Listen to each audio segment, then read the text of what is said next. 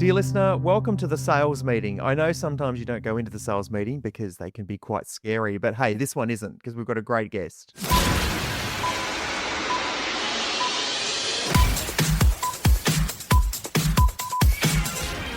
Jamie Wood is the host of Media Sales Mastery, the podcast. He's also a mate of mine. G'day, Jamie. Hello, Wade. How are you? Now, mate, I don't want to get the lawyers involved. That saying of Wade belongs somewhere else. We've left that one behind. Another podcast of which I am a dedicated P1 listener. So, Well, yes. and that's allowed. You're allowed to listen to more than one. It's fine. Hey, Jamie, I'm a listener of your podcast, Media Sales Mastery. Hey, just for a reference point, how long have you been doing that pod for? 6 years, mate. Started in 2019 and continue to do it to this day and will continue to do it as long as I get nice LinkedIn messages from people saying that it's adding value. Well, and it does add value because I think for some of us who listen to this pod who don't necessarily have a lot to do with the sales team, I think it's a great understanding of some of the challenges that particularly radio sales teams in this example face when they go to market. I know from having been in and around the sales team, been at a media agency, is sometimes it's really even hard to talk about radio to some people who don't listen to the radio. So I actually think what you've come up with in your latest episode and your conversation has really sparked something that's a really worthwhile conversation. So I thought I'd get you on to talk about it. Yeah, cool. So you talked to Steve Jones, who's a great guy. He's been on this pod too, president of Stingray in Canada.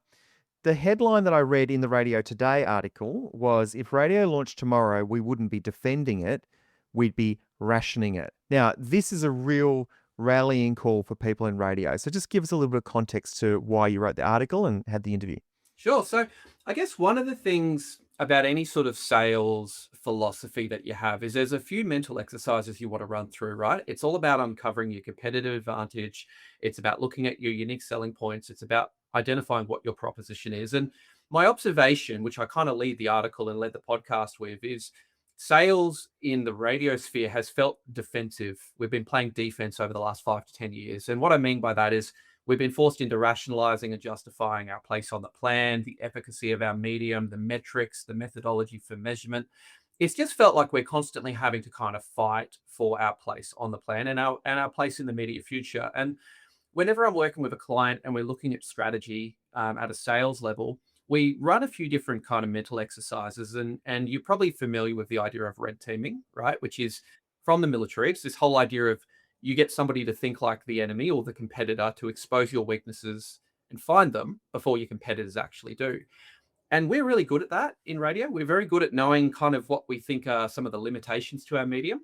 But what we don't do is this whole other concept of reverse benchmarking, right? Which is a Rory Sutherland-ism, which is this idea of don't try to kind of go for what the industry does and do it better. Try to find what your competitors do really badly and try to find a way to really dominate in that space.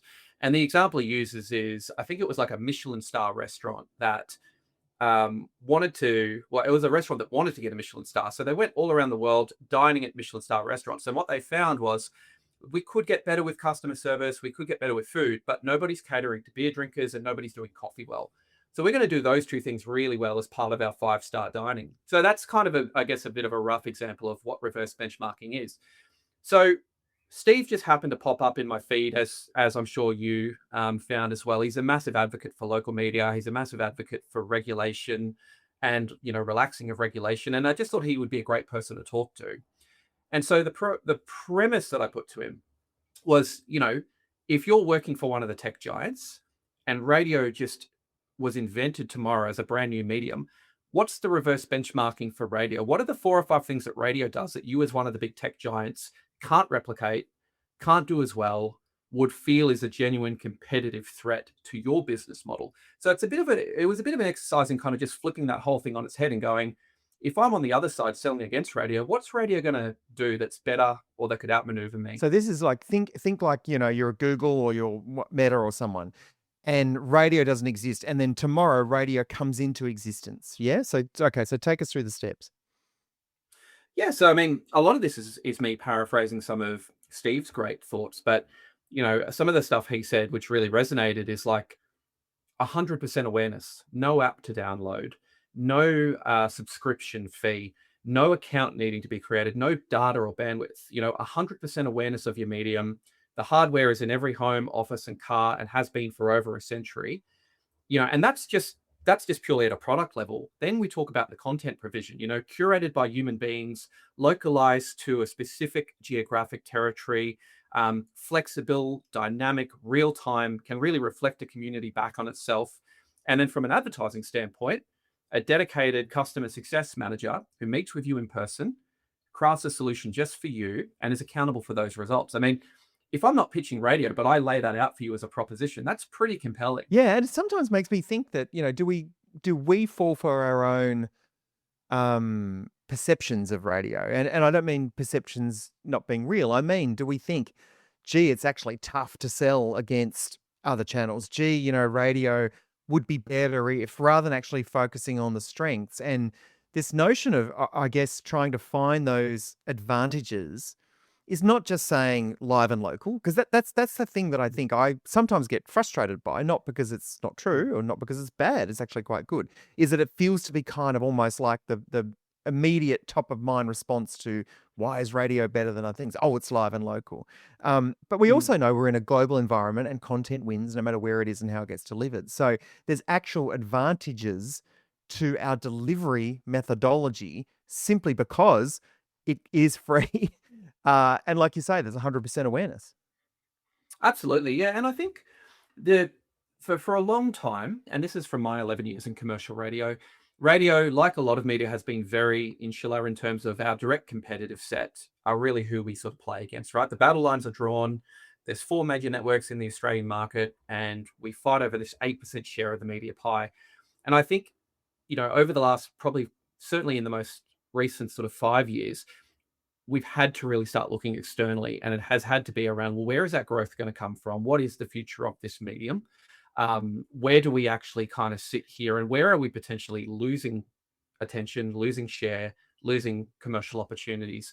And how do we actually kind of go back and reverse that? So, the thing that Steve said that really resonated with me was, you can hold two completely valid points at the same time, which is that radio is challenged.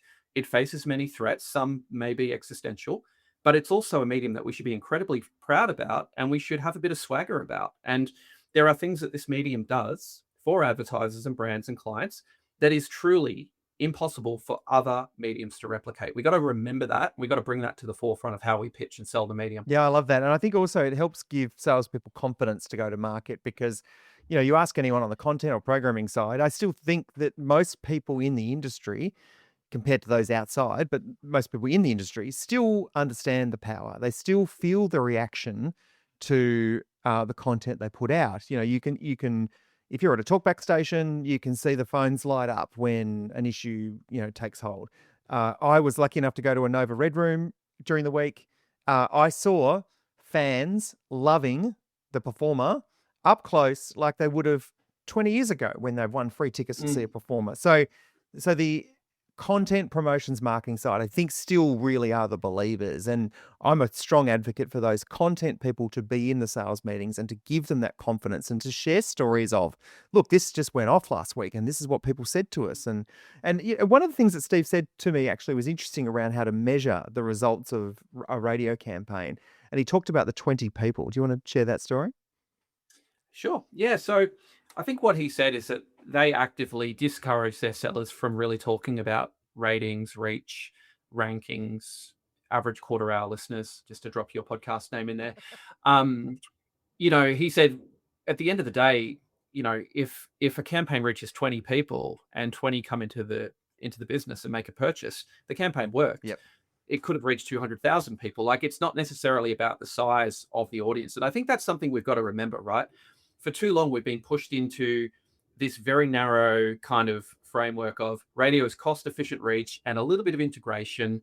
And it's kind of a nice supporting medium to have to influence before path to purchase, right? Like, it's like every brief you read from an agency, it's sort of a recut of the same thing. Yep. And I think Steve's whole philosophy was, well, no, actually, there are certain radio stations that super serve a particular cultural community, a particular lifestyle. He spoke about Christian radio as an example. 5,000 people listening to a Christian radio, you would argue, are going to be incredibly passionate about that brand, very loyal to that brand. And you would imagine that kind of trust and loyalty extends to the brands who support that station. So I think it was just a really good reframe around it's not necessarily about just reach. Not all reach is equal, Yep. as we use. Yep. It's actually about tapping into what is it about the DNA of that station that makes it unique? How do we kind of connect an audience's brand to our audience in a way that makes perfect sense for that radio station? Yeah, it makes so much sense. Now, in classic crossover episode lore, like in sitcoms, let's say I'm Seinfeld and you're Friends. Hopefully you're happy with that comparison. I wouldn't mind flipping it around actually, but yeah, sure, sure. Well, here's a fun fact. I've never seen one episode of Friends in my life, but I'm a Seinfeld addict. What I mean is you do a podcast about media sales, and I do a podcast about the radio industry with Liam, and we talk about a lot of content related things. We don't talk about sales enough, to be honest. So now we're sitting here together. Let's Mm. just kind of spitball in the last couple of minutes. If you're going out to market tomorrow, what's something that you would make sure is the key conversation point you're having with a potential client? And then I'll add to that is if I'm a content creator and I'm coming with you to the appointment. So where would you start that conversation? Well, I'd bring it back to kind of what I think are like the 3 points of leverage for any radio business in 2026 and beyond. I would be talking about my talent and the relationship that the audience have with that talent. I'd be talking about the content that we produce and the ability to integrate your brand into that content.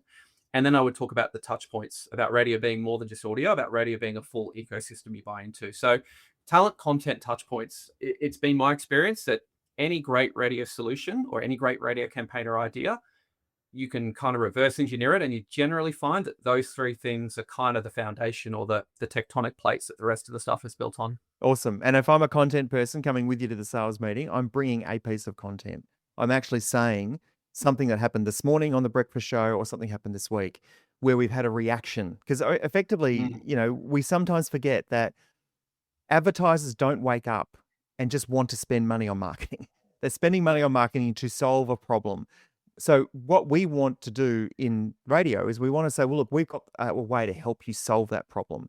We motivate people to action. Now, the action could be come in and try a product. It could be meet us at this location. It could be jump online and buy a product.